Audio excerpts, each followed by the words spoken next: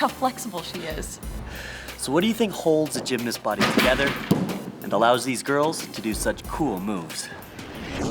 Let's start at the beginning. We humans need the support of a skeleton in order to hold our bodies upright against gravity. But how do we get our bones to actually move? Well, amazingly, the human body has over 650 different skeletal muscles that assist us with this process. The muscles can contract and become shorter. When this happens, they pull on tendons that are attached to our bones, and this allows us to move.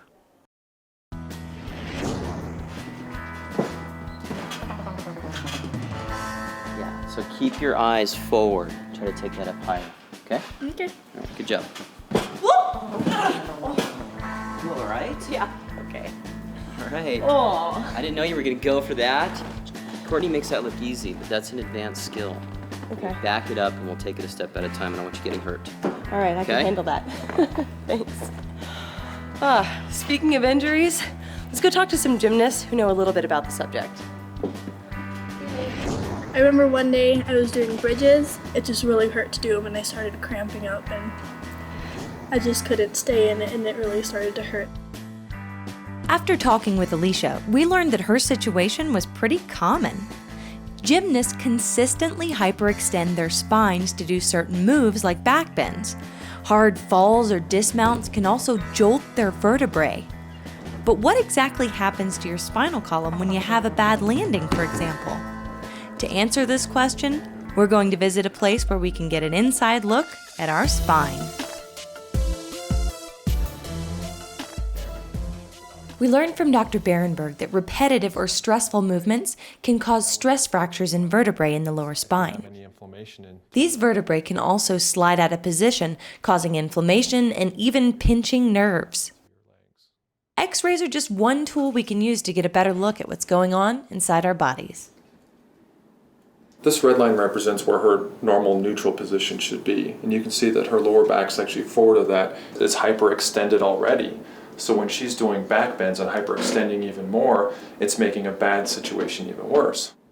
So Alicia, this is your spine in a neutral position.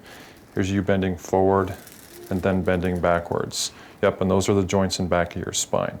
So when you're doing gymnastics and you're hyperextending your lower back, you're really putting a lot of pressure on the joints back and through here and irritating the nerves in the front of your spine.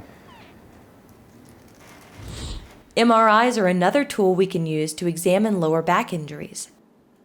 They can help us assess any damage there might be to soft tissue, like nerves. So let's take a moment to review. Today we learned that our muscles contract and pull our bones, allowing our bodies to move in all sorts of ways.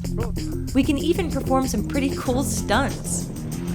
But it's a fine line. Rigorous training and repetitive movements can strain our bones, causing them to fracture or to move out of position. But there are some things that athletes can do. To prevent injury, our gymnasts warm up sufficiently, keep their bodies strong and flexible. They always use safe equipment, and they'll never try anything that they're not sure they can do without an experienced coach. Remember, if you take really good safety precautions, your bones and muscles will allow your bodies to do amazing things. Which is just another good reason to never stop exploring your world.